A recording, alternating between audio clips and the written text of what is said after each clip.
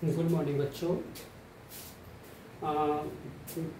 इससे पहले हम लोगों ने जो है दो चर वाले समीकरण के बारे में हम लोगों ने देखा था और उसका कुछ डिफिनीशन और कुछ एग्जाम्पल हम लोग देखा था और हम लोगों ने उसको सॉल्व करने के कुछ विधियां देखा था। हमने 4 विधि देखा था। जो पहला था कंपैरिजन मेथड, जिसे आप तुलनात्मक विधि कहते हैं, ठीक है। फिर आपने देखा था सब्स्टिट्यूशन मेथड, जिसमें आपने प्रतिस्थापन विधि के थ्रू हम लोगों ने क्वेश्चन सॉल्व किया था।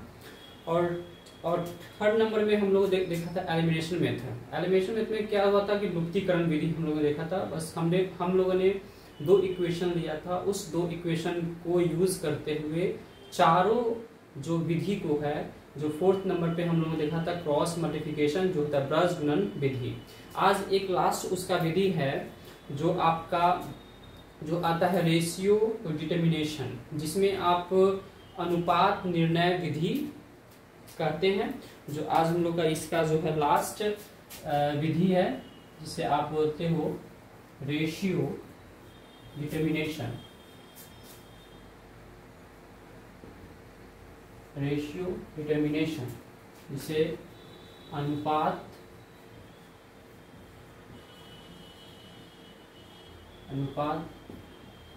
निर्णय विधि, ठीक है। अनुपात निर्णय विधि में हम 3 पॉइंट देखेंगे। जो एक आप जो इसका कुछ सॉल्व करने का कंडीशन है, उस कंडीशन को देखेंगे। इसमें शर्तें क्या होता है, इसमें क्या लागू होता है शर्तें, और शर्तें क्या है। फिर आपका जो है इसमें कितने मतलब उसका जो आपका जो क्या बोलते हैं हलों की जो संख्या है वो क्या है हलों की संख्या, युग्म का नाम वो कौन सा युग्म है, उसका क्या नाम है। जो अगर इस तरह का अगर कंडीशन को फॉलो करता है, जैसे मान लीजिए A/P not equal to B/Q, ठीक है। ये पहला है आपका। सेकेंड है A/P equal to B/Q equal to C/R, ठीक है। थर्ड है आपका A/P equal to B/Q not equal to C/R। अगर ये कंडीशन अगर होता है A/P not equal to B/Q, तो इसमें केवल एक ही हल होगा,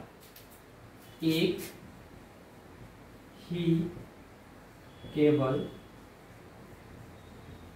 एक हल होगा, ठीक है।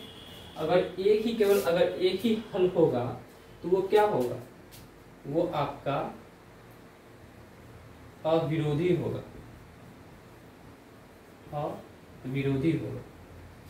ठीक है।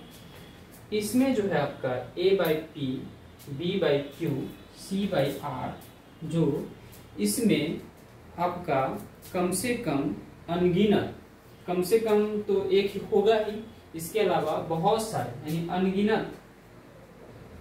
अनगिनत हल होगा। अगर ये अनगिनत हल होगा तो ये किसी न किसी पे आश्रित होगा, ठीक है। तो इसका युग्म जो होगा वो आश्रित होगा, इसका युग्म क्या होगा, आश्रित होगा।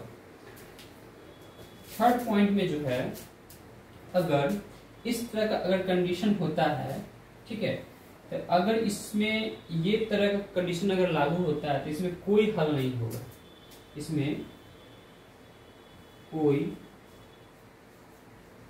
हल नहीं होगा। अगर कोई हल नहीं होता है तो वो क्या होगा, वो आपका विरोधी होगा,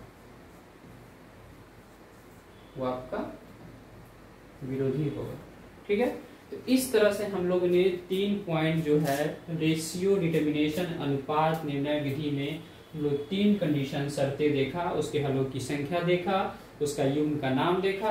अब इसके आधार पे हम एक दो एग्जाम्पल हम लोग लेते हैं और उसके बाद इसको देखते हैं कि हाँ ये कैसे कंडीशन फुलफिल हो रहा है। ठीक है, तो एग्जाम्पल देखा जाता है, देखते हैं।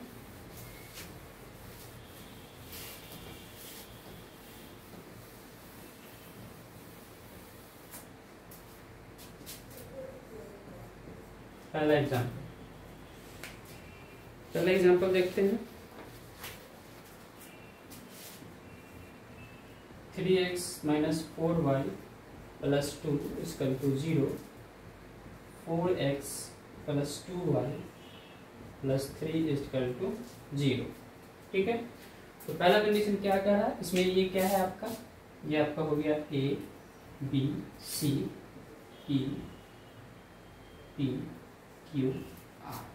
पहला कंडीशन क्या कर रहा है, A/P क्या होगा 3/4, जो कह रहा है not equal to B/Q। B कितना है -4/2। तो हम देख रहे हैं कि ये जो है एक दूसरे के बराबर नहीं है, ये जो है एक दूसरे के बराबर नहीं है, इसीलिए ये आपका क्या है, अविरोधी है। क्या है, अविरोधी है। ठीक है, अब देखिए, अब सेकेंड नंबर देखते हैं एग्जाम्पल।